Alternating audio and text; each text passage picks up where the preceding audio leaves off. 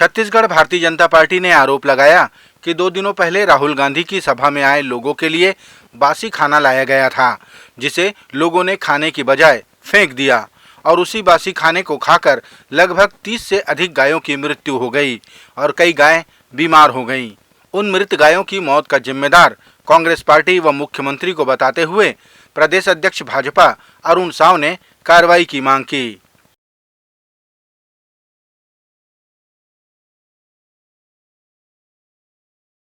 छत्तीसगढ़ के मुख्यमंत्री भूपेश बघेल ने कहा कि भारतीय जनता पार्टी के आरोपों का जवाब देने की हमें जरूरत नहीं, क्योंकि भाजपा के कांग्रेस पर लगाए गए आरोपों पर उनके ही कार्यकर्ताओं को विश्वास नहीं है। इसीलिए तो केंद्रीय गृह मंत्री के द्वारा आरोप पत्र लॉन्च किए जाने पर कार्यकर्ताओं की भीड़ नगण्य रही।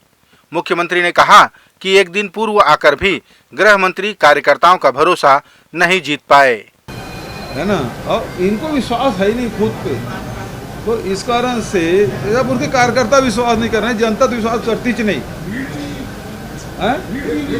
वही तो कहा ना, उतने कार्यकर्ता नहीं जुटे। गृह मंत्री एक रात भर एक दिन पहले आ गए हैं, तब वो जुट नहीं पाए कार्यकर्ता। वही तो मैं कह रहा हूँ, कार्यकर्ताओं को ही विश्वास नहीं भारतीय जनता पार्टी, तो हमको जवाब देने की जरूरत नहीं।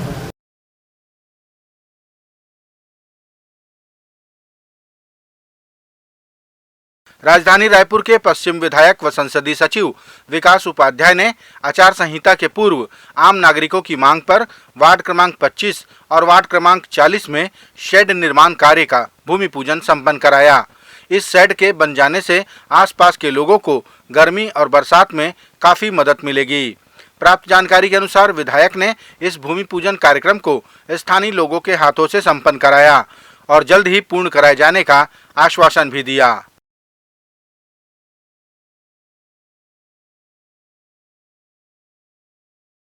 कांग्रेस और उसके गठबंधन की पार्टियों के सदस्यों द्वारा सनातन धर्म को लेकर दिए जा रहे बयानों और आए दिन गायों की मौतों को लेकर भाजपा अब कड़ा रुख अख्तियार करने के मूड में है। छत्तीसगढ़ भारतीय जनता पार्टी के अध्यक्ष अरुण साव ने 2 टूक कहा कि ऐसे कृत्यों को जनता कभी माफ नहीं करेगी। साव ने गायों की मौत के लिए राज्य की कांग्रेस सरकार व मुख्यमंत्री को दोषी बताया।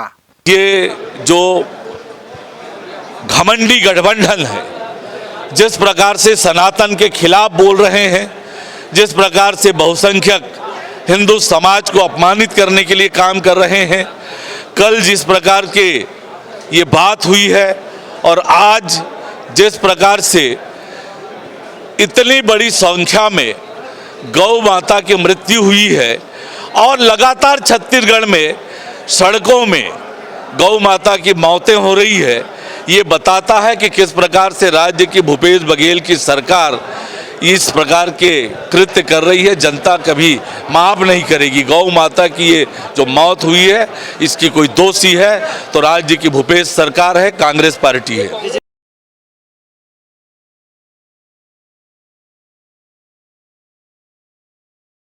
तमिलनाडु के उदयनिधि स्टालिन ने सनातन को खत्म किए जाने का बयान दिया।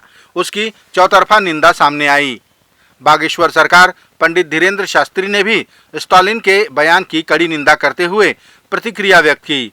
इधर भारत सरकार के रक्षा मंत्री राजनाथ सिंह ने भी सनातन धर्म के विरुद्ध बयान देने वाले स्टालिन को मुंह तोड़ जवाब देते हुए सनातन धर्म की परिभाषा कम शब्दों में ही बता दी कि सनातन धर्म के बारे में आपकी सोच क्या है।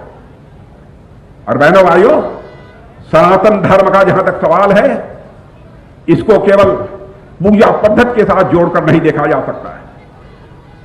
सनातन धर्म यह सनातन नित्य नूतन है, चिर पुरातन है, न इसका कोई जन्म है न कोई अंत है। और यह सनातन धर्म ऐसा है जो पूरे विश्व को अपना परिवार मानते हुए वसुधैव कुटुंबकम का संदेश यदि कोई धर्म देता है तो यह सनातन धर्म ही देता है। चींटी को भी आटा खिलाकर उसके दीर्घजीवी होने की कामना यदि कोई धर्म करता है तो वह सनातन धर्म करता है। यह भी हमारे कांग्रेस के मित्रों को समझना चाहिए। इतना ही नहीं, नाग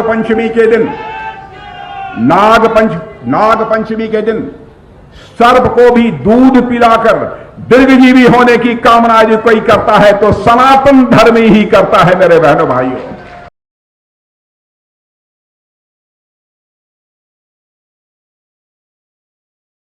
छत्तीसगढ़ के मुख्यमंत्री भूपेश बघेल ने एक बार फिर महादेव ऐप सट्टे पर हो रही कार्रवाई को लेकर कहा कि हमने तो लगातार कार्रवाई की और लुकआउट सर्कुलर भी जारी कर दिया।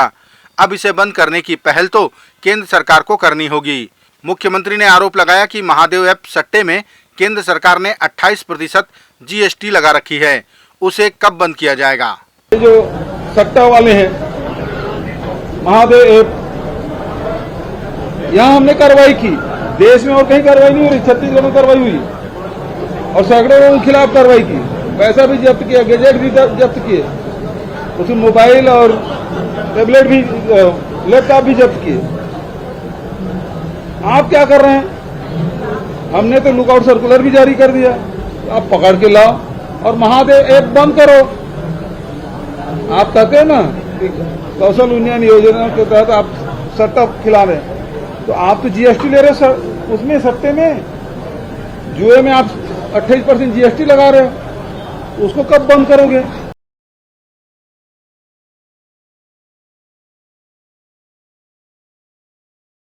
एक रोटी गाय के लिए इस अनूठे अभियान की शुरुआत की गई है राजधानी रायपुर के वीर छत्रपति शिवाजी इंग्लिश स्कूल से।